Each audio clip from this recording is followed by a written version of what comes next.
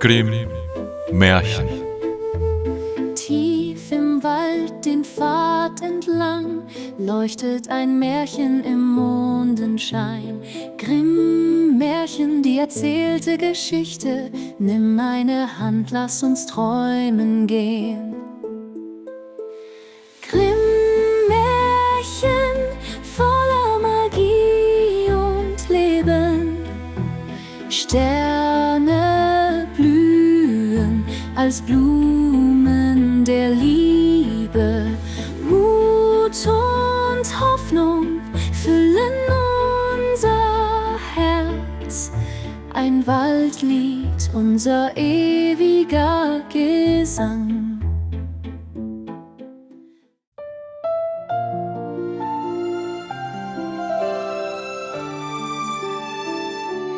작은 밤 잿더미 속에 제투성이 아가씨. 강담 구자형. 출연 이명상, 강혜나, 영희, 용현. 포기하지 않아. 별빛이 내게 속삭여. 넌 혼자가 아니야. 마음 깊은 곳에서 다시 빛나기 시작해.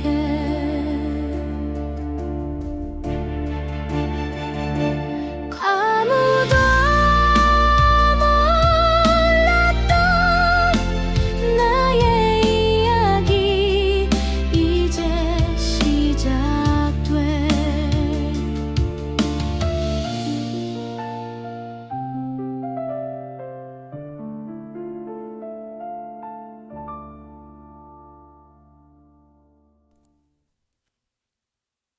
옛날 옛적에 부유한 남자가 한 명 있었어. 이 사람은 아내와 오랫동안 행복하게 살았고 둘 사이엔 귀여운 딸 하나가 있었지. 그런데 아내가 병에 걸려서 몸져 눕게 됐고 죽음이 가까워지자 딸을 불러 이렇게 말했어. 사랑하는 내 딸, 나는 이제 너를 떠나야 할 것 같구나. 하지만 하늘나라에 가서도 너를 지켜볼 거야. 내 무덤 위에 나무 하나를 심어주렴. 그리고 무언가 바랄 일이 생기면 그 나무를 흔들면서 소원을 빌어. 그러면 내 소원이 이루어질 거야. 힘들고 괴로운 일이 생기더라도 내가 반드시 너를 도와줄게. 대신 항상 착하고 선한 마음을 잃지 말아야 한다. 그 말을 남긴 뒤 어머니는 눈을 감고 세상을 떠났어. 딸은 무덤 곁에서 펑펑 울며 나무를 심었고 그 나무는 눈물만으로도 자랐지. 따로 물을 줄 필요도 없었어. 겨울이 오자 무덤 위에는 하얀 눈이 포근한 이불처럼 덮였고 봄이 와서 햇살이 눈을 녹이자 나무는 다시 푸르게 살아났어. 그러던 어느 날 아버지는 다른 여자와 재혼을 했지. 새어머니는 전 남편에게서 낳은 딸이 둘 있었는데 겉모습은 예뻤지만 속은 교만하고 사납고 못됐어. 그리고 세 사람이 집에 들어온 날부터 불쌍한 소녀의 고난이 시작됐지. 저 쓸모없는 계집애는 왜 방에 있어? 부엌으로 보내! 빵을 먹고 싶으면 일을 해야지. 저 애는 이제 우리 하녀야. 이복 자매들은 소녀의 예쁜 옷을 빼앗고 낡고 누더기 같은 회색 옷을 입혔어. 이게 너한테 어울리지? 하고는 깔깔 웃으며 부엌으로 데려갔지. 그때부터 소녀는 새벽이 되기도 전에 일어나서 물을 길어오고 불을 피우고 밥을 하고 빨래를 했어. 이복자매들은 하루 종일 심술만 부리고 렌틸콩을 잿더미에 던져놓고 그것들을 다시 가려내라고 했지. 밤이 돼도 침대는 없었어. 소녀는 벽난로 옆 잿더미 위에 웅크려 잠을 청해야 했지. 그래서 늘 재와 먼지투성이었고 사람들은 그 애를 재투성이 아가씨, 아시엔푸텔이라고 불렀어. 그러던 어느 날 왕이 무도회를 열었는데 그 무도회는 무려 사흘 동안 계속됐고 왕자가 그 자리에서 신부감을 고르기로 했지. 이복자매들에게도 초대장이 도착했어. 아셴푸텔, 여기 와서 머리 빗겨. 구두도 닦고 버클도 채워. 우린 왕자님 무도회에 가야 하거든. 소녀는 성심껏 자매들을 단장시켰어. 하지만 돌아오는 건 꾸지람뿐이었지. 떠나기 전 소녀는 조심스럽게 물었어. 저도 같이 갈 수 있을까요? 네가? 웃기지 마. 너 같은 애가 거기 나타나면 우리 체면이 말이 아니야. 부엌에나 가. 여기 렌틸콩 한 그릇 있어. 우리가 돌아왔을 때까지 다 골라놓지 않으면 가만 안 둬. 그들은 떠났고 소녀는 부엌에 앉아 잿더미 위에 렌틸콩을 쏟아 나왔어. 이걸 밤새 골라야 한다니 눈이 빠지겠다. 엄마가 살아계셨더라면. 그때 창문을 통해 2마리 흰 비둘기가 날아와 잿더미 위에 앉았어. 그리고 이렇게 말했지. 아셴푸텔, 우리가 도와줄까? 고마워. 나쁜 콩은 부리에, 좋은 콩은 그릇에. 비둘기들은 재빠르게 콩을 고르기 시작했고 금방 말끔하게 정리됐어. 무도회가 보고 싶으면 비둘기장 위로 올라가 봐. 거기서 잘 보여. 잘 보여. 소녀는 비둘기장 위에 올라가 창너머로 무도회장을 바라봤어. 자매들이 왕자와 춤추는 모습이 보였고 수천 개의 등이 반짝이며 환한 빛을 뿜었지. 그 모습을 가슴에 담고 조용히 내려와 잿더미에 누웠어. 다음 날 자매들은 또다시 무도회 얘기를 늘어놓았어. 소녀가 말했어. 저도 봤어요. 비둘기장 위에서요. 질투심에 사로잡힌 언니들은 그 말을 듣자마자 비둘기장을 부숴버리려고 했지. 그날 밤도 자매들은 무도회 준비를 하며 콩을 골라 놓으라고 했고 비둘기들은 또 날아와 도와줬어.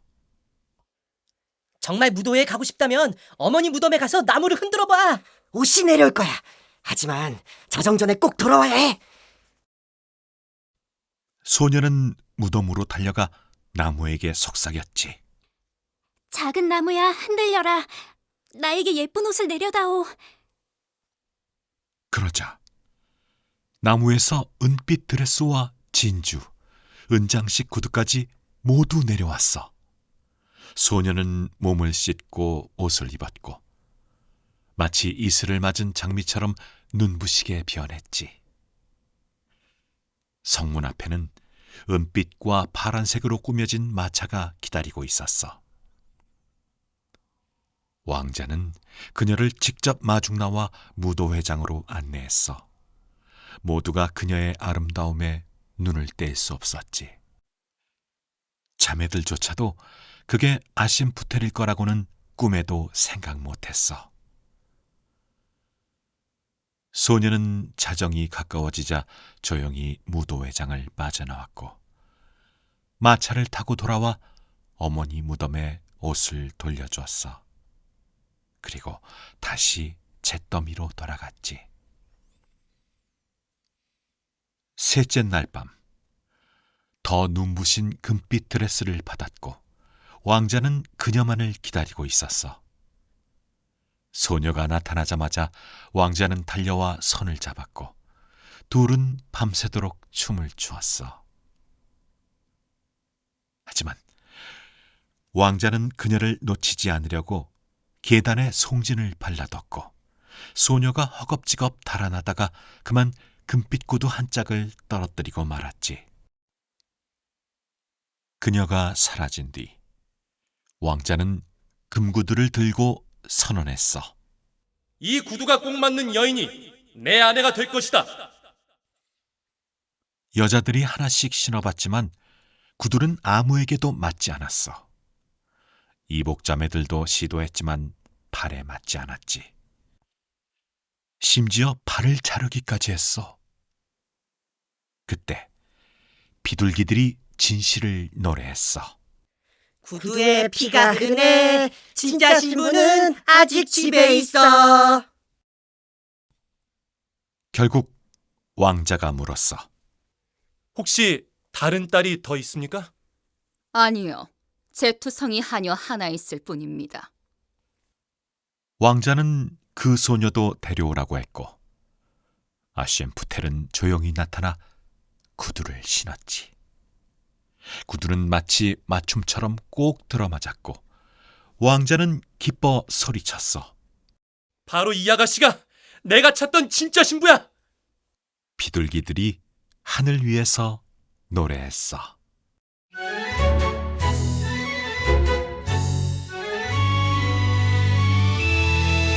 비도 없고 구두도 딱 맞고 진짜 신부를 데려간다네. 잿더미 속에서 피어난 꽃 이제 왕궁으로 날아간다네.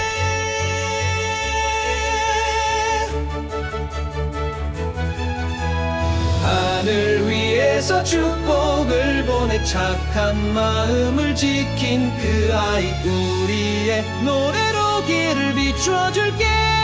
그녀는 진짜 신부니까. 비도 없고 구두도 딱 맞고 진짜 신부를 데려간다네. 잿더미 속에서 피어난 꽃 이제 왕궁으로 날아간다네.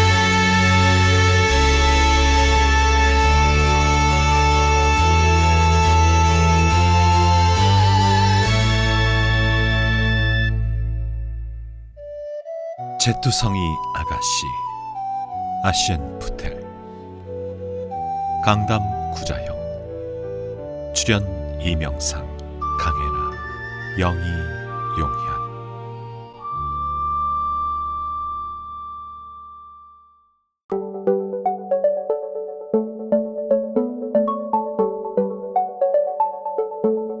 안녕하세요, 청취자 여러분. 오늘은 그 제투성이 아가씨 이야기 다들 아시죠? 이걸 좀 새롭게 파헤쳐 보려고 합니다. 네, 이게 우리가 보통 알던 신데렐라랑은 좀 다른 흥미로운 점들이 많더라고요. 맞아요. 시작부터 좀 강렬하죠. 네, 시작은 이제 부유한 남자와 그의 아내 이야기로 열리는데 아내가 병으로 죽어가면서 어린 딸에게 좀 특별한 유언을 남기잖아요. 그렇죠. 그 유언이 사실상 이 이야기 전체를 끌고 가는 힘인 것 같아요. 내 무덤 위에 나무 하나 심어다오. 그리고 뭐 바랄 일 있으면 그 나무를 흔들면서 빌어라. 뭐 이런 내용이었죠. 네, 그러면서 항상 착하고 선한 마음을 잃지 마라. 이 당부가 아주 중요하고요. 아, 맞아요. 그 착한 마음, 이게 나중에 다 연결되는 거겠죠? 그렇죠. 어머니의 마지막 소원이면서 동시에 이야기의 도덕적인 어떤 핵심, 그런 걸 제시하는 거죠. 외면보다는 내면의 선함이 중요하다. 뭐 이런 메시지하고도 바로 통하고요. 네, 정확합니다. 근데 이제 어머니 돌아가시고 아버지가 재혼하면서 아, 그때부터가 진짜 고생 시작이죠. 새어머니랑 의붓딸 둘. 네, 겉모습은 뭐 번지르르한데 속은 교만하고 사납고 못됐다고 딱 나오잖아요.